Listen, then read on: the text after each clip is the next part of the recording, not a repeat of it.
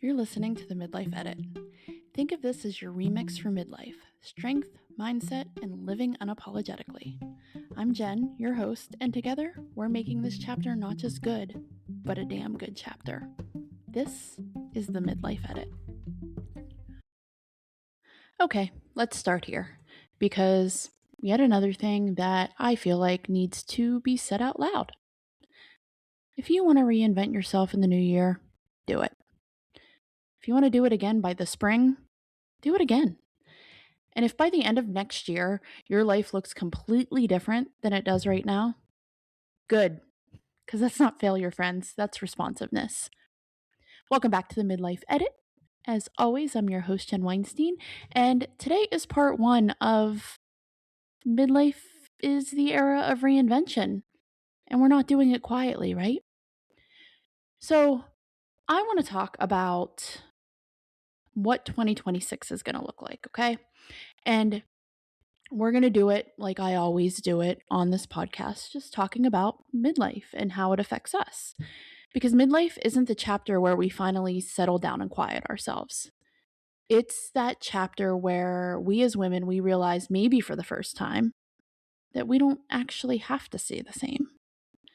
And when you realize that, when that clicks in your head, it changes everything.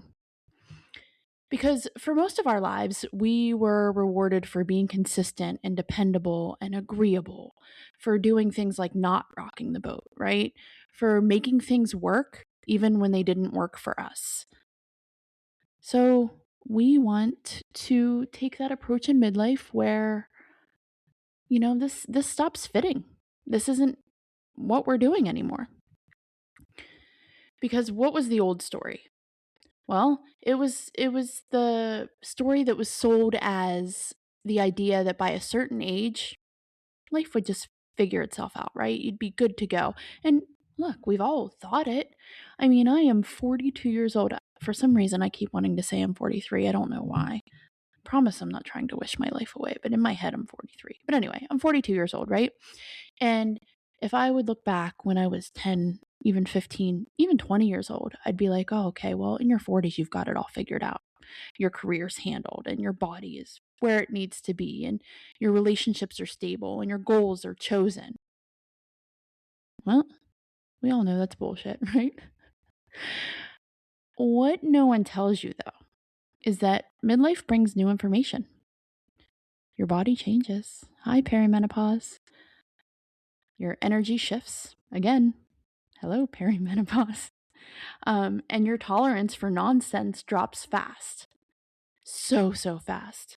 Not even just your tolerance for nonsense. I think sometimes just your tolerance for people or anything. I don't know. But those things that you once accepted quietly, they start to feel loud, right? When you were always the one who just sucked it up and dealt with it, or put your tail between your legs and just did what everybody else wanted you to do. Those things, you handled them, you got through them, but now they just feel like they're screaming at you. They're loud. But that's not a crisis. And I will say it over and over again, midlife is not a crisis. For me, it's clarity. I feel like I'm more clear about what I want and who I want to be. And maybe that's just for right now. Maybe that's just today. Maybe that's just for the next few months. But I have a little bit more clarity now that I'm in this midlife era. And yet, instead of being taught how to adjust, most of us women are taught just to push through, right? Try harder, be grateful, stick with it. But that messaging, my friends, that keeps us small as women. This is the moment where the question shifts from what should I want by now to what actually works for me now, right now, not yesterday, not in 2 weeks. What's working for me right now? So in 2026, the direction that I want to go and that I encourage you to do as well is make it a lens and not a goal. And I've been thinking about this a lot lately because, at work you're goal setting or you're planning for 2026, right? We talk about New Year's goals, and most of the time you're hearing people wanting to lose weight and they get gym memberships and they eat healthier. Or maybe the goal is, I don't know, to get a new career in 2026, whatever it is. We always talk about these New Year's resolutions, right? But I want to think about beyond. I want to think about 2026, but let's look into the future even. And we're going to do that through 3 lenses: happiness, healthiness, and wealth. And we're not going to do this as rigid goals and not as resolutions, but as filters. Because filters help you decide what stays and what goes, right? When you're filtering through something, you get to choose, okay, well, this can go away. This can be, think of it like a Brita filter, okay? When you're pouring the water in, it filters out all the bad. That's what we can do too, right? So let's start with happiness, and not the performative kind, right? Not the I should be happy because I say that to myself all the time. When I'm having a rough time or I'm unhappy for some reason, I say to myself, well, I have this beautiful life, so I should be happy. I don't have room to complain. But real happiness, let's talk about it. What is real happiness? That's the kind that shows up when your life actually fits you, right? Not what other people think that you should be doing in your life, but what fits you at that time. So in midlife, happiness often comes from subtraction. Fewer expectations, fewer obligations that drain the shit out of you, fewer apologies for wanting what you want. And apologies. I am. Actually, a lot of us in my immediate family, we say we're sorry a lot for things that we have no control over. So that's one thing that, and I've talked about it before, one thing I need to stop doing is apologizing for the way I feel, right? So we subtract all these things, and then we're going to ask ourselves, does this energize me or does it exhaust me? Am I choosing this, or is this just the default? This is what I'm defaulting to. And then you have to give yourself permission to answer that honestly, because it's just you and you in your own head, you versus you. Talk to yourself in your own head and answer it honestly. Am I choosing this, or is this my default? Does this energize me or does it exhaust me? So that's happiness. Let's talk about healthiness. And let's talk about it in a way where it's capacity and not punishment. So we're not going to shrink, and we're not going to punish ourselves, and we're not going to chase a body that belonged to a different decade of your life. This is not the 90s anymore. And even though, unfortunately, we've seen some of the habits come back in the celebrity, era, this is not the time to be supermodel sick skinny. This is the time to choose how your body supports you in your life. It's about capacity. Can your body support the life that you want to live? And strength, it's not an aesthetic. It's freedom, right? It's not what, and yes, I am. Hi, it's me. I'm guilty of posting the gym when I go to the gym. I don't post every time I go, and I used to. But I do that because it holds me accountable, right? But also, there are young eyes on my social media that, it's cool, right? It's cool to go to the gym. Look at this old woman taking care of herself, right? But strength is more about your future. It's about being that strong grandma who can get up and down from the couch, who doesn't need help to pick up her grandchildren. It's about being that woman in your 60s or 70s that can carry the bags of groceries up the stairs if you need to. And energy is not a bonus. It's essential. We need energy to live, right? And when you work out, even though you're tired after you work out, it boosts your energy. Exercise releases endorphins. Endorphins make people happy, and you just naturally have more energy, right? Midlife health is about building a body that can keep up with your ambition, your curiosity, and your life we're not going to punish it into submission. This isn't, oh my gosh, I ate too much during Christmas dinner, I have to go work it off. This is, oh my gosh, I want to live a long, healthy life, so I'm going to strength train so I can get up off the toilet easily. Okay, the next one is something that I have never talked about on this podcast before. And we're going to talk about it.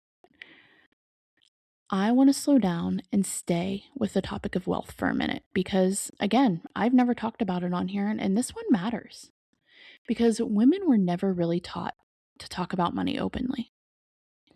I mean, just this year, I saw that only 50 years ago, 50, 50, only 50 years ago, that was the first time a woman could get a mortgage in her name or have a credit card in her name without having to have her husband or father sign for her. That's crazy, right?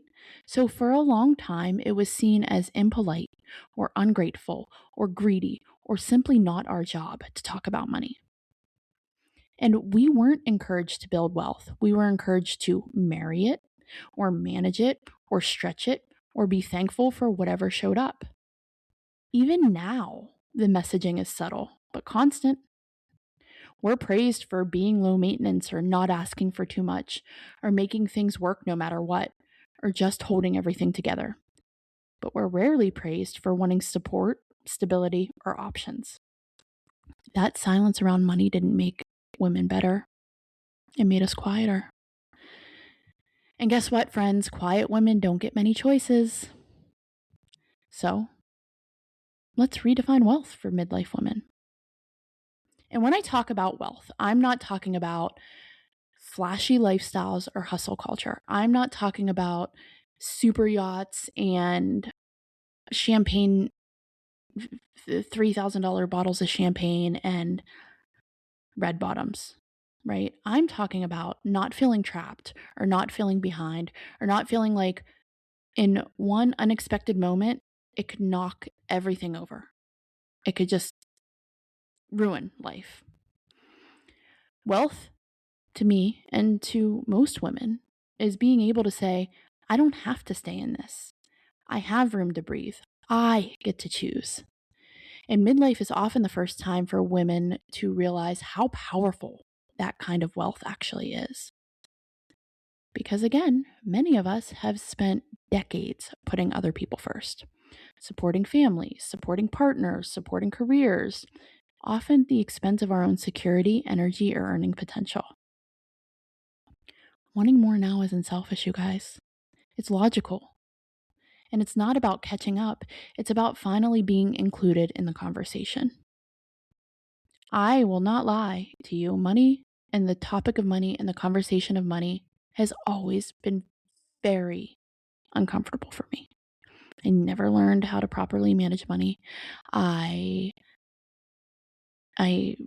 feel like it was just one of those things that was brushed under the rug, again, especially for women, but like it's just this taboo topic that is so hard to talk about because I'm just gonna say it. For men, when men go in and they ask for a raise or they want more, they're seen as ambitious and powerful and strong and look at that man.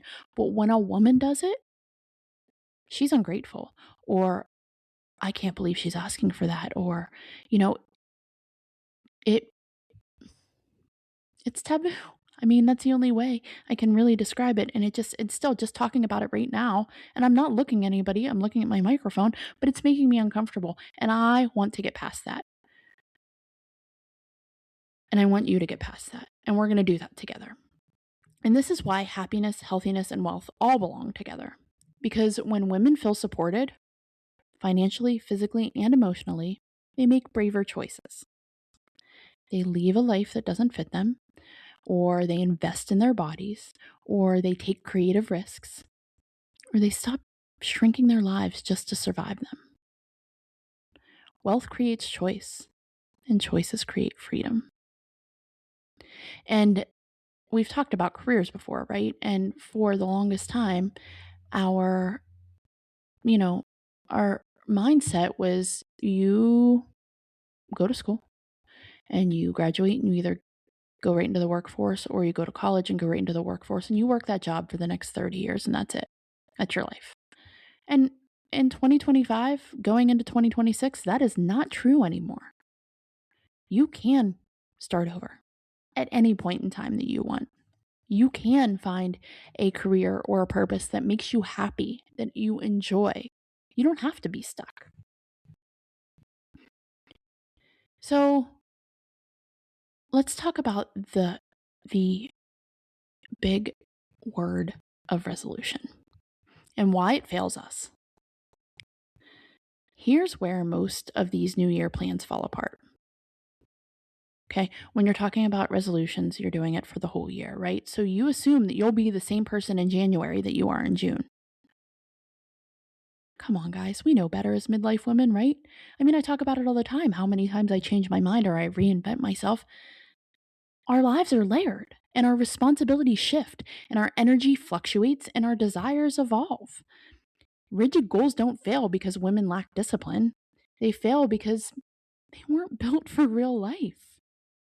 So, what we need instead is adaptive planning, a framework that moves with us, that adapts with us. And it's planning. It's not a resolution. It's not a goal. It's a roadmap. And so here's the roadmap, and it's not rules or not a contract. It's a structure that you can keep returning to. So I want to do a 4-step editable roadmap. Step 1, choose a direction and not an identity. This is temporary and that's intentional. You're not deciding who you are forever. You're choosing what you're prioritizing right now. So this alone removes so much pressure, right? And we don't need to worry about what happens in all of 2026. Let's just take small steps to prioritize what you need right now. Again, it's not forever. You're not deciding that, okay, I'm changing my mind right now, and from now until the day I die, I have to do this. Just prioritize right now. Step 2, one move you can repeat on a bad week.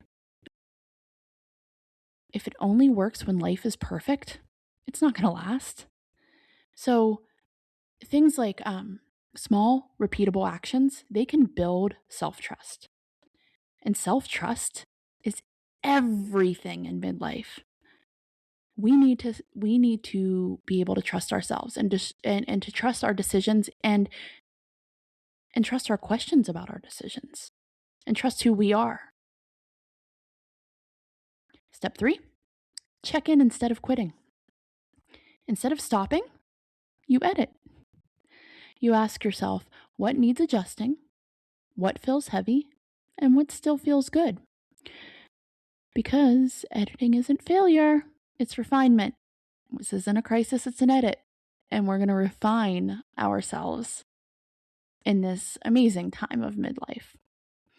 And then step 4 is normalize reinvention. You don't start over because something went wrong.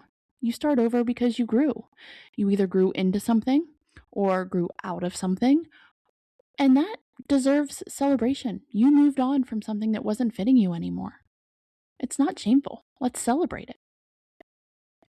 So all of this is part 1. It's the mindset, the permission, the roadmap to what we're going to do, how we're going to reinvent ourselves time and time again if we have to. And in part 2, we're going to get practical. So next week, we are going to look at how this actually looks from week to week and how to turn this into routines without the burnout, without the, I have to do this type thing, and how to stay consistent without becoming rigid, and how to keep evolving without losing that momentum, because that's something that I have trouble with, how to keep going if I lose my momentum. Because I say a lot of the times, motivation only comes after action. And I didn't make that up. I'm not claiming that that's my quote, but it's the truth. Because think about it. There are times where you go to the gym when you don't want to, but then you feel better after you go. Or maybe it's a chore. Maybe it's, for me, laundry. Like when I hate doing it, But when I put it away, I'm like, okay, now I'm motivated to make sure that it stays organized, or I can go clean, or I can worry about that another time, right? And this whole thing, again, it's not about becoming a new person. This is about reinventing, but you're still you. True and true to the inside. You're just becoming who you were meant to be. It's about giving yourself permission to keep becoming, right? Remember, midlife is not the winding down, it's the expansion. This is the time where we're going to live our best fucking lives. We are going to do all the things that we want to do because we want to do them. And you don't need permission to want more, you guys. You don't need permission to ask for more money or become a different person in a different job, or leave that relationship, or speak up in that family dinner. You don't need permission to want more. But if it helps, you have it. I'm giving you permission. I'm excited for 2026. I think this is going to be the year of me, and I hope it's the year of you. Stick around for next week because we're going to go over this a lot more in depth.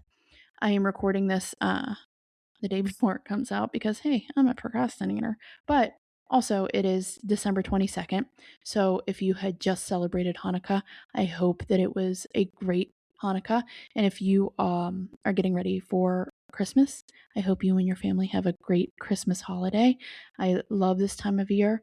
I don't know, I get in my feels when it comes to that. If you haven't watched the musical movie comedy Spirited yet, by the way, it came out in 2022, and I don't know why. It's the first time I watched it was last night with the kids, but it has Will Ferrell and Ryan Reynolds in it, and it's so great. So go check that out. But I hope you have a great holiday season, and I am so excited for what's to come in 2026, and I really hope that you are too. So until next week, this is the Midlife Edit. Let's make it a damn good chapter. You've been listening to the Midlife Edit, your remix for midlife. Remember, we're making this chapter not just good, but a damn good chapter. Want more? Join the Midlife Edit Insiders group on Facebook for deeper conversations, grab the curated playlists to fuel your comeback tour, and check out the merch that lets you wear your midlife with pride. Everything's linked for you in the show notes. And until next time, keep living bold, strong, and unapologetic. This is the Midlife Edit. Let's make it a damn good chapter.